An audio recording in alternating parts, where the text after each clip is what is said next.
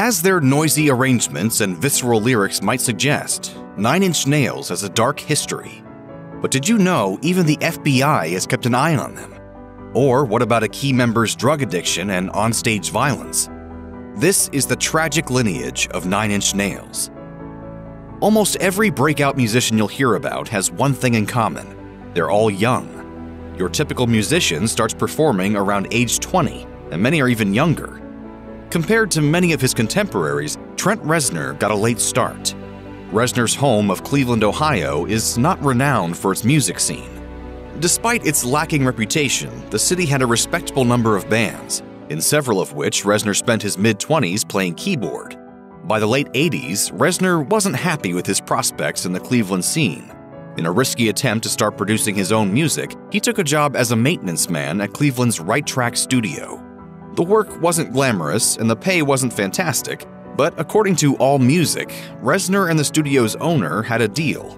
Reznor could use the studio to record whenever other artists weren't booked in it. Decided to just give up everything else and go in a room and try to realize what I had to say. I knew I had something to say.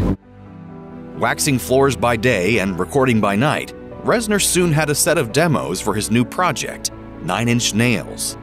It surely wasn't the most exciting way to break into the industry, but it paid off when the demo started attracting attention from record labels. While Reznor had worked with many Cleveland musicians, he had trouble finding people he felt were a good fit for his new sound and weird schedule. It was due to this complication that Reznor started out by recording virtually every instrument himself. Even after signing to entrepreneur Steve Gottlieb's label, TVT Records, Reznor still chose to play almost every instrument on the first Nine Inch Nails album, Pretty Hate Machine. However, he did invite his friend Richard Patrick to play guitar on the record, and he recruited his former bandmate Chris Vrenna to play drums. Reznor's independence became a trademark for Nine Inch Nails Records, as he only occasionally asked for input from other musicians.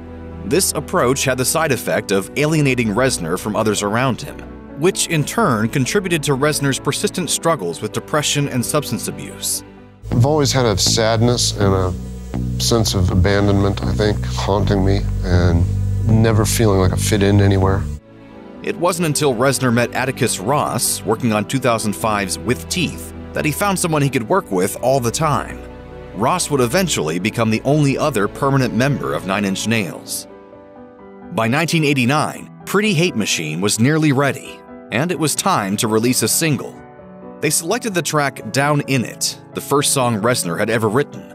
A dark yet danceable rock song with lyrics about depression, negative self-image, and some hints of drug abuse, it fit perfectly with the gloomy introspection of 90s alternative music.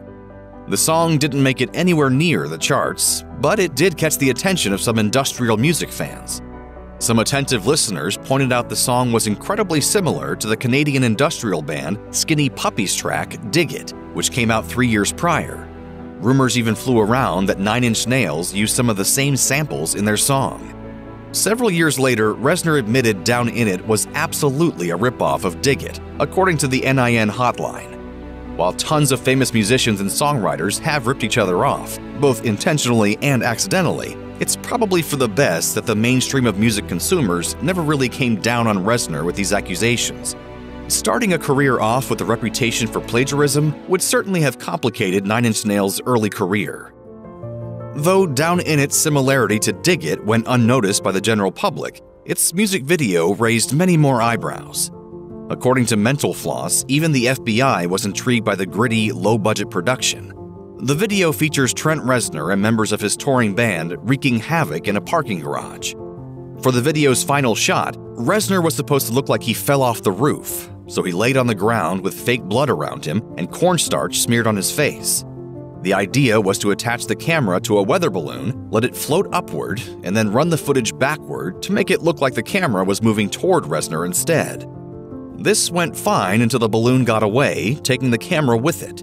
It landed over 100 miles away in a Michigan field, where a farmer discovered it and turned the footage over to authorities. What the FBI saw was a corpse, 2 men standing over it, and a third man running away at full speed, which was actually a crew member trying to catch the balloon. They thought they had found a recording of an actual murder. After opening up an FBI investigation, they finally tracked down the source of the video and, satisfied Reznor was alive, closed the case. Down in It would not be the last controversial Nine Inch Nails video. The video for Sin, another song off Pretty Hate Machine, was widely banned due to sexual content, and the video for Closer needed heavy editing before any network would air it. In 1992, Reznor began work on a new EP, and he envisioned a short film to accompany it. The Broken EP had a much angrier sound, owing to the personal struggles of Reznor and his bandmates. To capture these elements on film, Reznor teamed up with director and industrial musician Peter Christopherson. The pair made a short film which featured a music video for nearly every song on the EP, all woven together in a frame narrative. In the film, a man is kidnapped by a serial killer and forced to watch the videos as he's tortured and, eventually, murdered.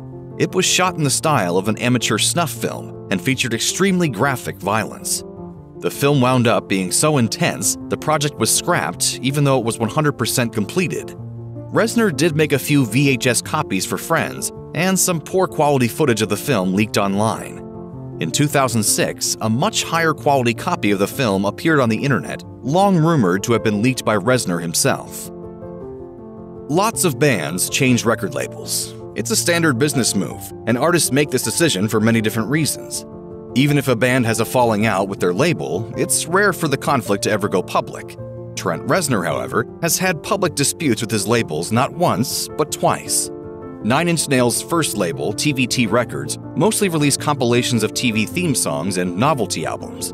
Since Pretty Hate Machine was the label's first major success, TVT wanted Reznor to go for a similar sound when it came time to record its follow-up. Reznor refused to comply with TVT's request, but the label remained insistent. He eventually recorded Broken in secret and worked out a deal with producer Jimmy Iovine's label Interscope to release the record in partnership with TVT. The band's relationship with Interscope lasted much longer than it did with TVT. Nine Inch Nails continued to release albums through Interscope for another 15 years. After the record Year Zero came out in 2007, Reznor grew angry about the international pricing of his records and publicly trashed his label on the Nine Inch Nails website. He left Interscope shortly after. Thankfully, it's unlikely that another conflict like this will arise for Reznor, as he now releases Nine Inch Nails records through his own label, the Knoll Corporation. Creepy videos and record label drama weren't the only dark aspects of the Broken EP. Broken and its follow-up record, The Downward Spiral, were also recorded in a pretty ominous location, 10050 Cielo Drive in Los Angeles. Better known as the former home to actress Sharon Tate and director Roman Polanski, Cielo Drive was the scene of the grisly Tate LaBianca murders. It was there that a group of Charles Manson's followers murdered Tate and several of her guests in 1969. When Reznor found out the home was available to rent for cheap, he signed the lease immediately. However, he claims that he did not realize the house was a murder scene at the time. One of the more infamous details of the murder scene was the word pig written in Tate's blood on the home's front door. This fact inspired Reznor to start calling his home studio Le Pig. Whether Reznor intended to use Cielo Drive as a publicity stunt or not, his residence in the LA home backfired when Sharon Tate's sister Patty paid him a visit. She accused Reznor of trying to exploit her sister's murder by living in the house. Shortly after their conversation, Reznor moved out. A few months later, the house was demolished and a new one was built on the same lot. By far, Nine Inch Nails' most popular album, The Downward Spiral, spawned numerous singles and sold almost 4 million copies, bringing the band worldwide attention. To this day, The Downward Spiral is one of the most critically acclaimed albums of the 90s and continues to stand out from Trent Reznor's immense discography. What many more casual listeners might have missed is that The Downward Spiral is a concept album, much like Pink Floyd's The Wall or The Who's Tommy. When I started working on Downward Spiral, I kind of approached it as a big chunk of work rather than 10 songs that just happened to be written at the same time. Unlike its more operatic predecessors, the concept behind The Downward Spiral is particularly dark. The songs and lyrics are all meant to tell the story of a man's slow descent into depression and self-destruction.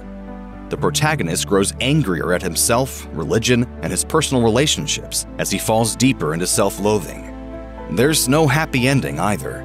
The album's final songs, the title track and Hurt, strongly imply the main character succumbs to his depression and suicidal urges, ending his own life. On its own, the song Hurt also has another famous connection to mortality. Country legend Johnny Cash released a cover of it just a few months before his death in 2003. Throughout the 1990s, Trent Reznor dealt with a heavy addiction to alcohol and cocaine. This wasn't exactly a secret, as a number of the band's songs directly reference substance abuse. This led to a lot of destructive behavior on his own part, such as frequently ending the band's live shows by destroying equipment on stage. This habit often led to Reznor and touring members of Nine Inch Nails suffering moderate injuries, occasionally even a broken bone. Basically, it looked like Reznor was a ticking time bomb just waiting to go off. The last times I played, the last year of touring in 2000 was being sick every single day and lying to myself and living in this terrifying world of being physically addicted to something. Reznor's struggle with addiction culminated in 2000. While on tour in London, Reznor mistook China white heroin for cocaine and overdosed.